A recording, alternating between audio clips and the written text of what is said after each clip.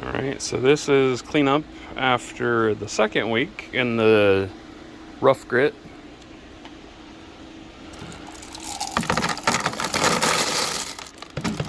So we'll see what we got going on today. And I do think today I'll have some that I can actually take out and get ready for the next step.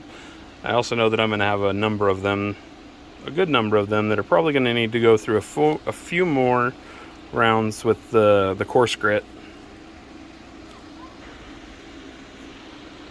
Alright, this is everything rinsed off. There's definitely a few of these that have gotten to that point where everything's smooth, there is no inclusions, there's nothing that I'm worried about as far as grit getting stuck in there. And then they can go on to the next one. And some of these are just going to need to go through a cycle or two more.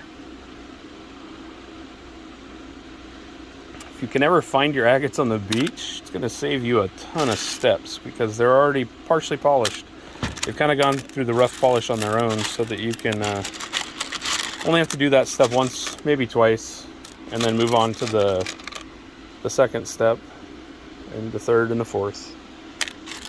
So I'll get these sorted out and give you guys just a quick view of what's going to move on and what's going to have to go through another round with the rough grit. All right, so I kind of got these sorted out.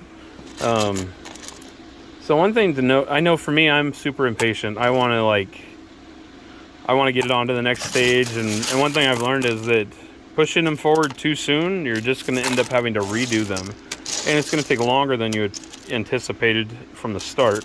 So it's better to let them run longer than it is to try and push them forward before they're ready, because you're just not going to be happy with the way things look at the end. So those are all the ones that are going to go back in the tumbler in the coarse grit. These are the ones that I feel like they're ready to go ahead and move forward. They're smooth. All right.